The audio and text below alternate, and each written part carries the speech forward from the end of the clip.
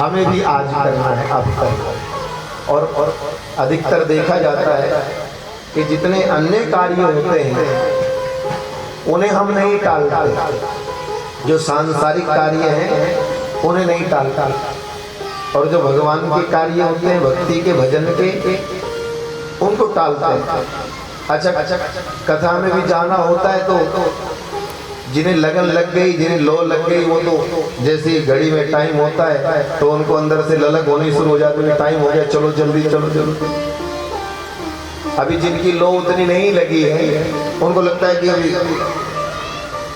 अभी शुरू होने दो, थोड़ी सी चल जाए, जरा थोड़े 10-20 लोग पहुंच जाएं, हम फिर आराम से धीरे से जाएंगे, हम पीछे जाएंगे, आराम से जाएंगे। अभी शुरू तो होने दो जरा, अभी जरा आधी कथा निकल तो जाए, उसके बाद चलेंगे। नहीं,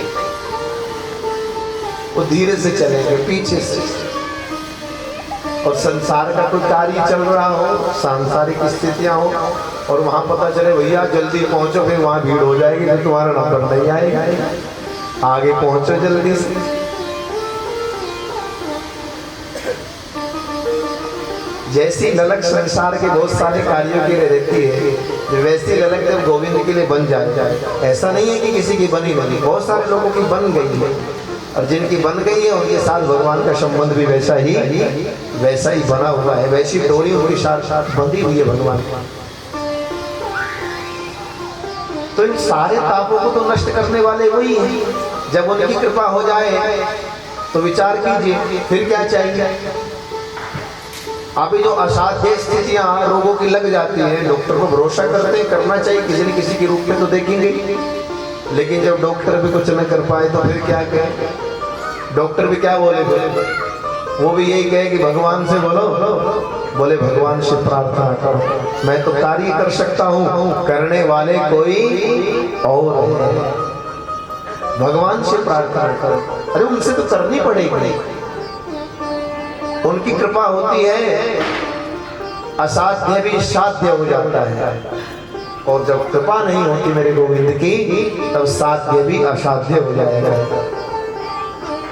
जिसको ये लगता है ये तो कुछ भी नहीं है, इसको तो अब हम ठीक कर लेंगे, अब कर लेंगे, उसे नहीं कर पाते। और जब उन गोविंद की कृपा हो, जिसे सुनकर आदमी ये विचार करे कि ये ऐसा, ये तो हो ही नहीं सकता, वो सुलभता से हो जाएगा।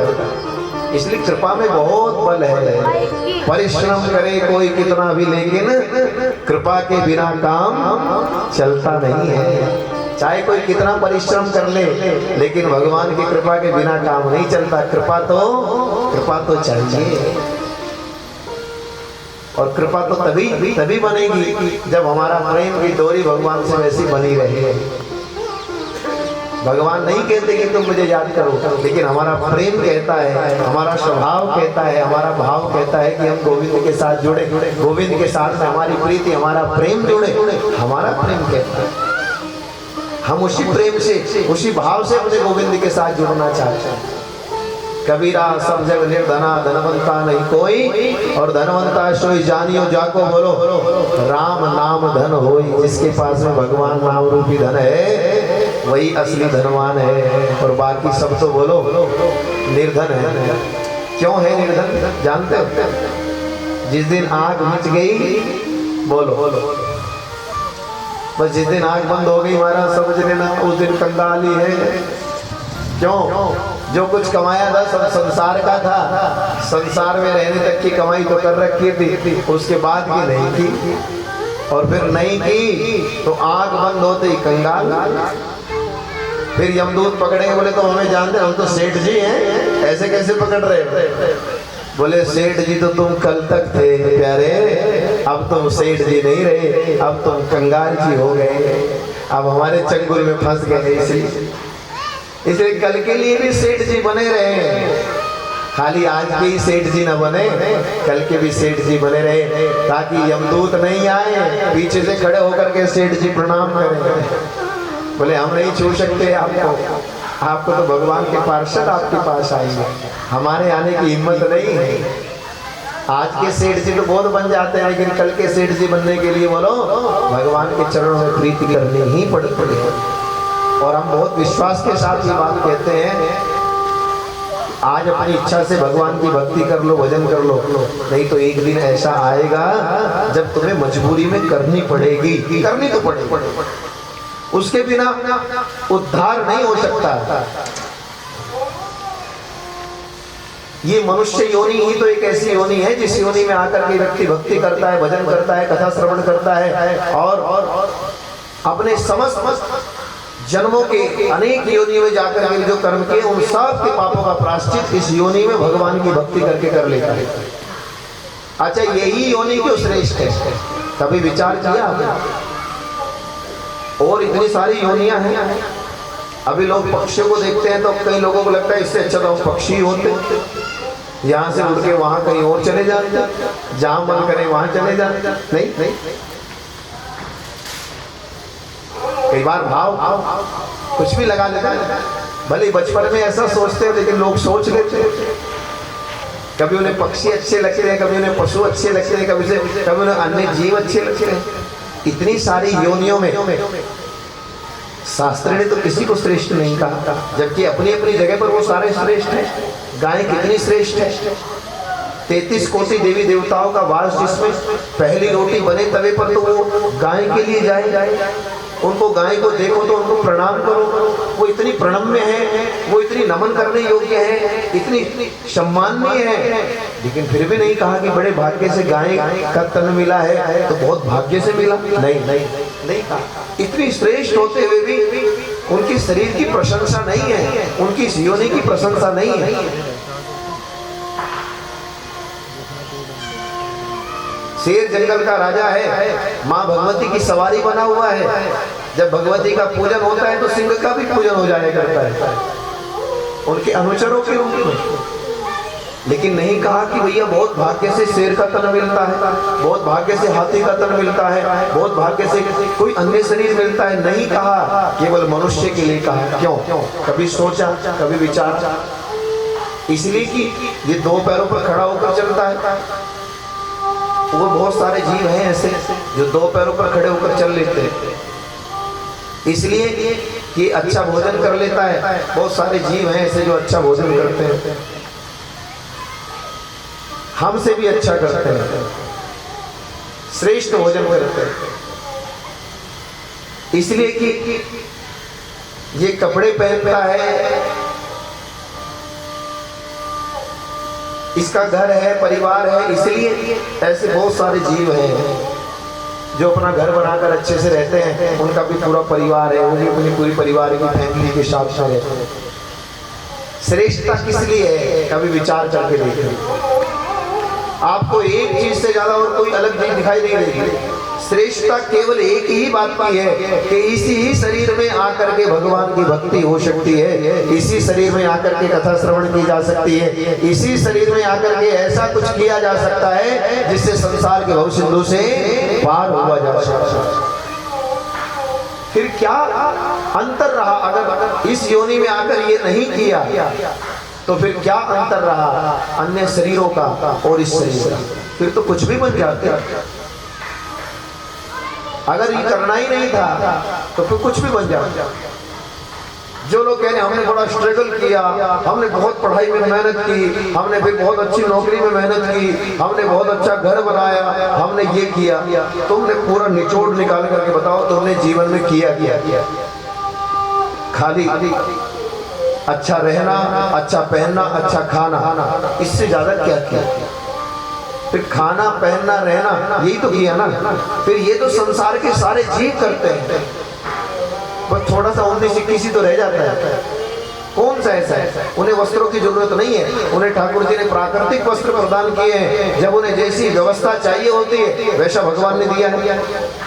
आप जाइए जहाँ बहुत ठंडे इलाके हैं, जहाँ बहुत ठंडे क्षेत्र हैं, वहाँ के वृक्षों को देखिए, वहाँ भगवान ने वैसे ही वृक्ष दिए हैं, वो अति शीत में रहते हैं। वो बहुत ज्यादा ठंड में रहने वाले वृक्ष हैं। उस बहुत ज्यादा ठंड में रहने वाले पशुओं को देखिए, उनको वैसे ही शरीर दे दिया, उनके शरीर पर वैसे ही बाल दे दिए, उनको वैसी व्यवस्थाएं दे दी। उनके ऊपर कितनी भी ठंड पड़े वो उस स्थान में सुरक्षित रहते हैं, वहाँ उनकी व्यवस्था कर दी उन्होंने। जहाँ बहुत ज्यादा गर्म स्थान है वहां के वृक्ष वैसे ही बना दिए, वहां के जीव जंतु वैसे बना दिए। जिस स्थानों पर जिन्हें जैसा भोजन करना है वहां उन्हें वैसा ही भोजन प्रदान करा दिया उन्होंने। श्रेष्ठता किस बात में है? मुख्य बात यह है, श्रेष्ठता केवल भगवान की भक्ति करने में है। आज हम यहाँ भगवान की कथा में बैठे हैं, भजन कर रहे हैं, भगवान का नाम सुन रहे हैं, हम अपना मानव जीवन सफल कर रहे हैं। हमारा मनुष्य योनि में जन्म लेना बोलो सफल होगा। ये हमारी मनुष्य जीवन में आने का सफलता का प्रमाण है कि हम इस योनि में आकर के भगवान की भक्ति कर रहे हैं। तो कम से कम हमने मनुष्य योनि में जन्म लिया तो ये हमारा सफल हो गया मनुष्य होना। अगर मनुष्य होकर के हमने भक्ति नहीं की, भगवान की कथा नहीं सुनी, नाम नहीं सुन पाए, तो हम मनुष्य योनि में आकर के मनुष्य योनि के ऊपर भी कलंक बने रह गए, क्योंकि हम मनुष्य बन करके भी मनुष्य वाला कोई काम नहीं कर पाए। जब तक मनुष्य का काम न करे तब तक मनुष्य होने का लाभ, तब तक मनुष्य होने का कोई लाभ नहीं है। इसलिए महाराज कहते हैं, आइए नैमिषारण्य तीर्थ की ओर भगवान की इस पावन कथा को सुने बैठ करके, जहां आदरणीय श्री सूत जी महाराज दिव्य आसन पर बैठ करके शौनकादिक ऋषियों को भगवान की इस पावन कथा का रसपान करा रहे हैं।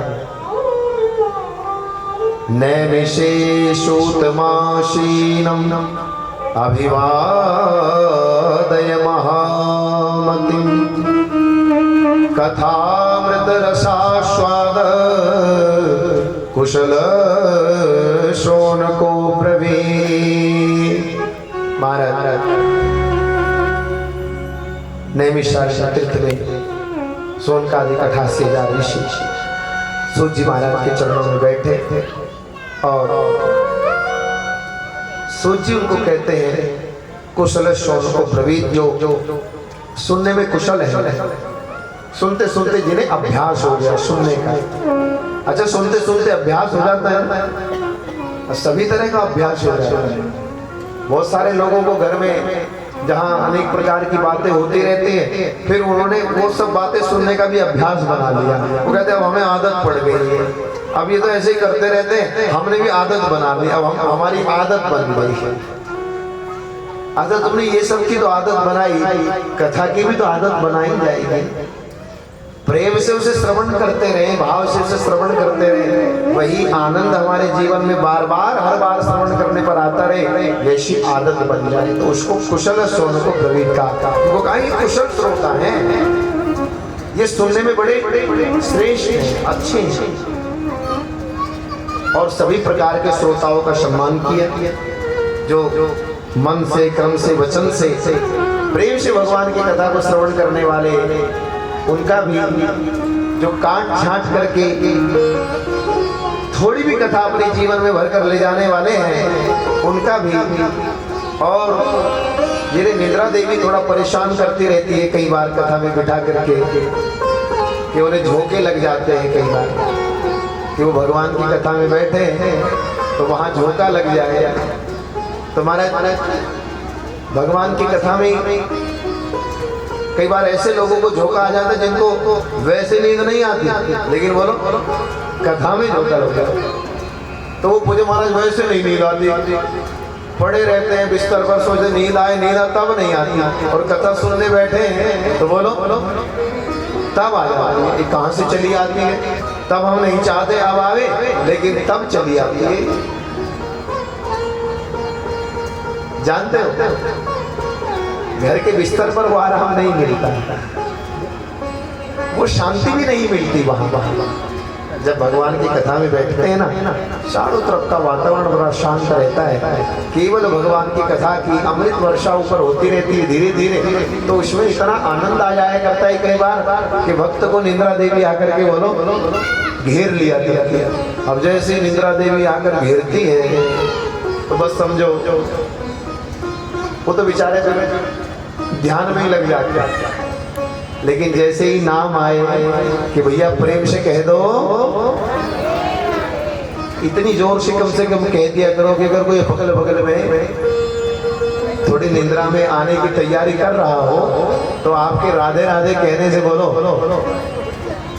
अच्छा राधे राधे फिर बोलते भी रहते हो ना, तो उससे क्या हो, वो निंद्रा अगर आसपास खड़ी भी रहती है ना, क्योंकि वो ढूंढ लेती है, जिसे आलस सा आ रहा हो उसी के पास खड़ी रहती है, बोले इसे ही पकड़ो,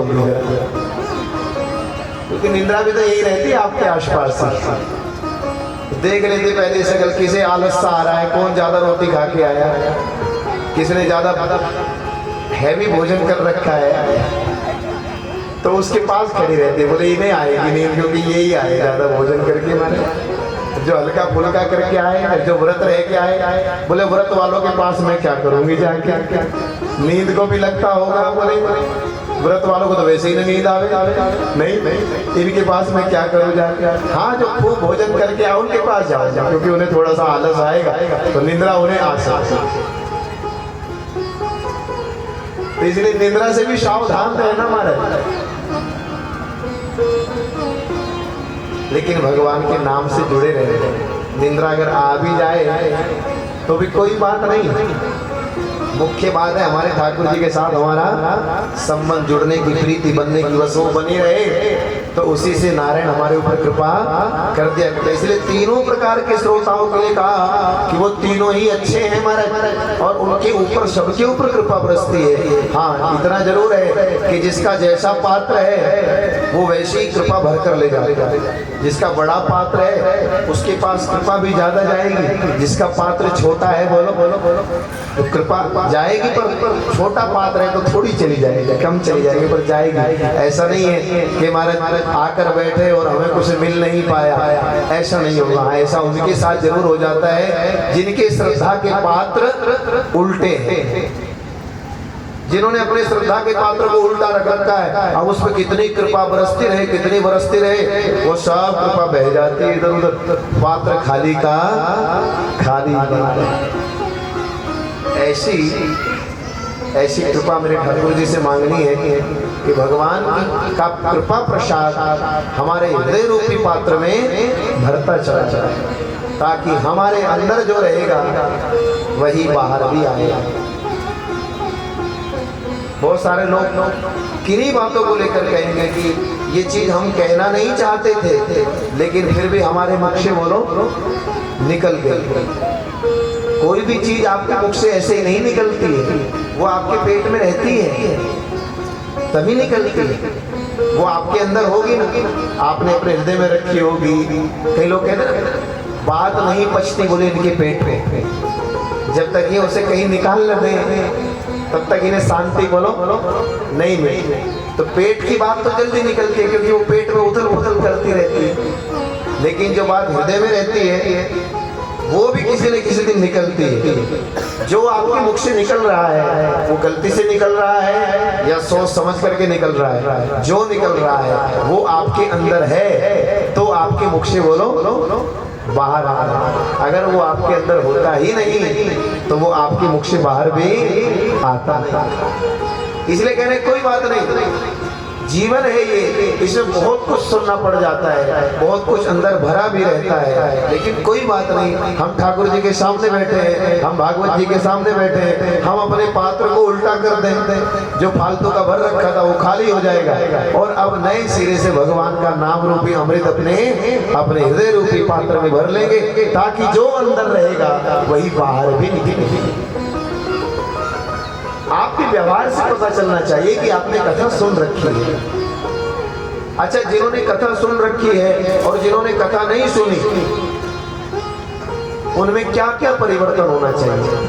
अगर जिन्होंने कथा नहीं सुनी और जिन्होंने कथा सुन रखी है वो दोनों एक जैसे हैं, तो फिर क्या अंतर हुआ उसमें जिसने भगवान की इस अमृत रूपी कथा का पान किया है? क्या अंतर है इसमें? अंतर देखिए आप। राक्षसों ने मदिरा का पान किया और देवताओं ने अमृत का पान किया, दोनों को साथ में बिठाइए, अंतर देखिए। पता चल रहा है कि इन्होंने अमृत पिया है और इन्होंने मदिरा का पान किया, पता चल रहा है हमें देखकर। अगर कथा सुनने वाले भी बिना कथा सुनने वालों के साथ मिलकर वैसे ही रहे जैसे बिना कथा सुनने वाले थे, फिर क्या अंतर रहा कथा सुनने वालों में और न कथा सुनने वाले वाले? कोई तो अंतर आए, कोई तो परिवर्तन दिखे। कब दिखेगा? जब कथा अंदर जाएगी। अब आप कहते हो हम सुनते तो हैं, फिर परिवर्तन होता क्यों नहीं? सुनते तो हैं, कोशिश तो पूरी करते हैं, फिर क्यों नहीं होता? जानते हो क्यों नहीं होता?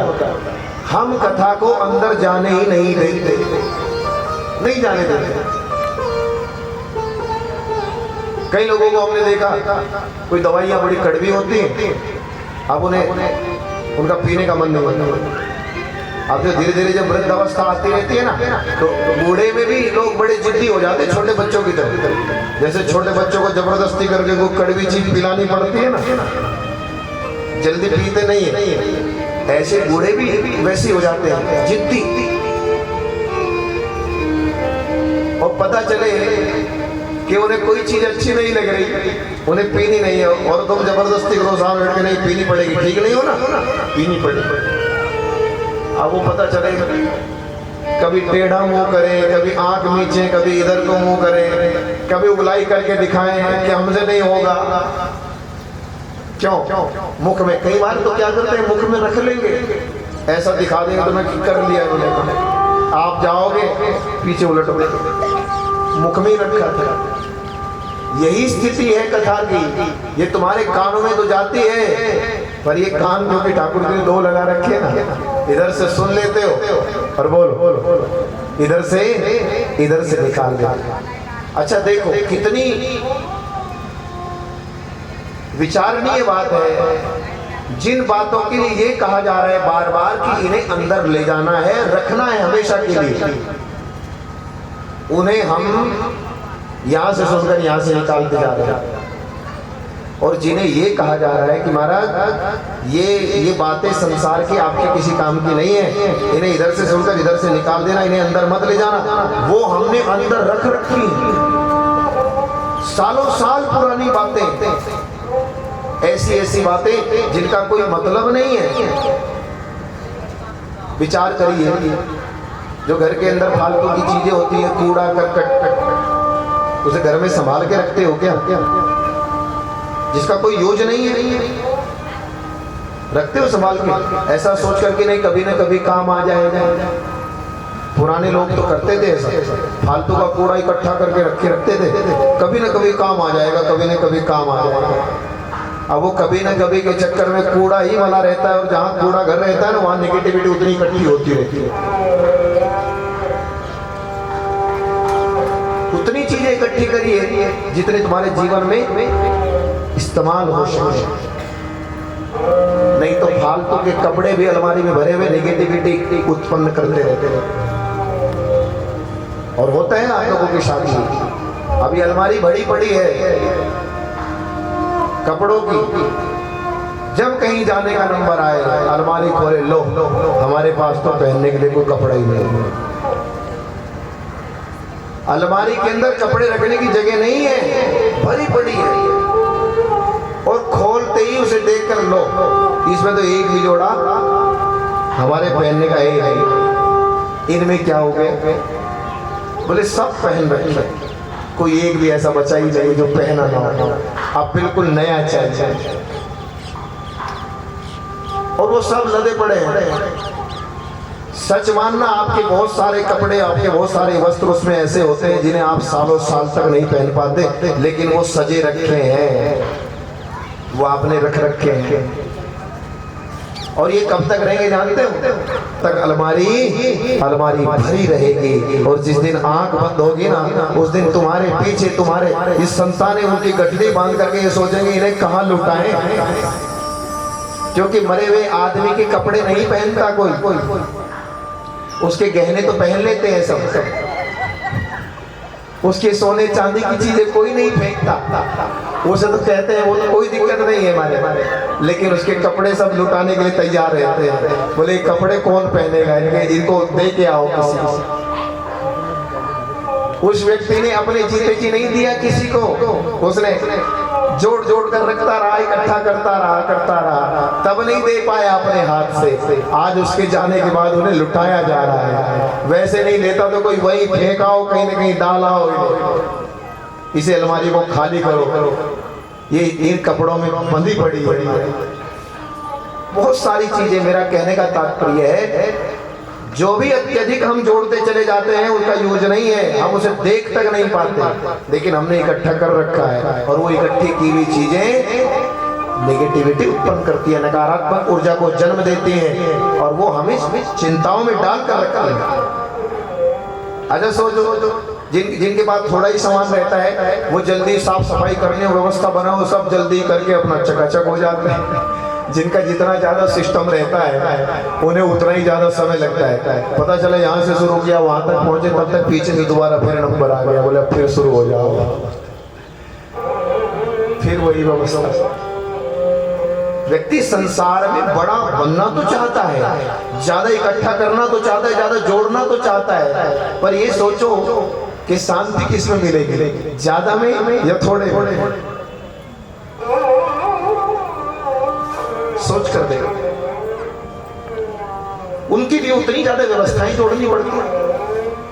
ऐसे ही बहुत सारी चीजें जैसे न किसी काम आने वाली भी हम अपने जीवन में इकट्ठा रखते हैं और वो नकारात्मकता को जन्म देती है, ऐसे ही बहुत सारी बातें जो हमारे किसी काम आने वाली नहीं है लेकिन फिर भी हमारे अंदर वो पड़ी रहती हैं, रखी रहती हैं और उन्हें हम समय आने पर निकालते रहते हैं, सोचते रहते हैं, विचारते रहते हैं। अकेले में बैठेंगे तो क्या विचार आएंगे? बोलो बोलो, वही तो आएगा ना जो अंदर है। अगर किसी ने 2 साल 4 साल पहले भी कुछ कहा होगा और सामने से वो दिख जाए तो बोलो उसे देखकर क्या होगा? 4 साल पहली बात आज बिल्कुल ताजी हो जाएगी। इसका मतलब तुमने वो तब से लेकर अब तक का कूड़ा अंदर रख ही रखा था, उसकी सफाई नहीं करी तुमने अब तक। उसकी जरूरत थी, उससे कोई लाभ मिलना था तुम्हें। सोच कर देखो, ये हमारे जीवन बनाने की बात है। हम इसलिए भगवान के नाम का अमृत भरने की बात कर रहे हैं। अंदर जो होगा सोच भी वैसी बनेगी, ख्वाब भी वैसे आएंगे, हृदय भी वैसा रहेगा। और नहीं तो भैया आजकल अनेक प्रकार की बीमारियां जो जन्म ले रही हैं, किसी को ब्लड प्रेशर है, किसी को शुगर है, किसी को हार्ट की है। क्यों है? वातावरण दूषित हो गया जी, खान पान अच्छे नहीं रहे, इसलिए बीमारियां जन्म ले रही हैं। गाय को तो नहीं, भैंस को तो नहीं, कुत्ते बिल्ली को तो नहीं है, पक्षियों को तो नहीं है, इनको तो नहीं हो रहा। किसी को तो ब्लड प्रेशर नहीं है ना, किसी को शुगर है, इनको तो नहीं है। फिर ये भी तो इसी वातावरण में रहते हैं, फिर मनुष्य पर ही वातावरण का पूरा प्रभाव कैसे? अकेले मनुष्य पर वातावरण का प्रभाव रहा है और किसी पर नहीं। क्यों? इन सब के साथ इसके हृदय में जो बहुत सारी चीजें भरी रहती है ना, उसके कारण ये दुखी है, उसके कारण ये चिंतित है, उसके कारण ये बीमारियां इसको अनेक प्रकार से ग्रसित कर रही है, उसके कारण कर रही है और कोई कारण नहीं है। इसलिए कहा खाली करो पात्र को आज। बोलो करोगे कि नहीं? अब बहुत सारे लोगों को डर लग रहा होगा, खाली कह तो दिया, अगर कर दिया और फिर कल को कहीं पता चल गया कि तो पिछले साल पुरानी बात अभी तक याद रखी हुई है। बोलो अच्छी बातें वो खाली करने के लिए नहीं बोल रहे हैं। जो नफरत वाले पात्र है ना हमारे पास में, वो भी हमने एक अंदर अलग लोकर बना रखा है। नफरत का तो हमने एक लोकर बनाया, उसके अंदर अलमारी के अंदर जो लोकर रहता है ना, लोकर, ऐसे ही हृदय रूपी अलमारी के अंदर लोकर बना रखा है। नफरत वाली चीजें तो वहां रखते हैं हम सेव करके, इन्हें नहीं निकालने देंगे, चाहे बाहर की सारी चीजें निकल जाए। बोलो ये नहीं खाली करने देंगे अंदर से। वही नफरत की चीजें खाली करने के लिए बोल रहे हैं, उनको हटाओ, उनको खाली करो और उसमें भगवान का नाम रूपी अमृत भरो। क्यों?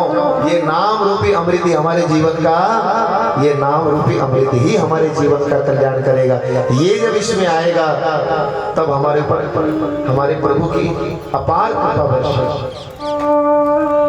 और फिर तुम्हें लगेगा कि हाँ सच में हमने भगवान की इस कथा को अपने हृदय में भरा है। ज्यादा नहीं, थोड़ा भी भर के ले जाना, ये चिंताएं समाप्त हो जाएंगी। जो होना है वो होगा, जो नहीं होना है वो कभी भी नहीं होना है। फिर चिंता किस बात के लिए?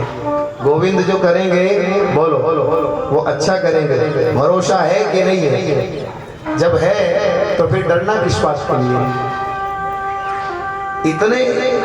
इतनी निश्चिंतता अपने जीवन में कब ला सकते हो? जब उस पर विश्वास उतना गहरा हो। जब इतना गहरा विश्वास कर लोगे तो छोड़ कर तो देखो जरा। आज अपना नफरत का पात्र उल्टा करके जाना, यहाँ खाली करके जाना, और उसमें मेरे प्रभु का अमृत रूपी प्रेम भर कर ले जाना, ताकि आपके व्यवहार से, आपके स्वभाव से भी लगे कि नहीं, आपने भगवान की कथा सुन रखी है। आपके हृदय में किसी के लिए नफरत नहीं है, आपके हृदय में किसी के लिए द्वेष नहीं है, आपके हृदय में किसी से ईर्ष्या करने का, द्वेष करने का, किसी से चिढ़ने का, किसी से वैर करने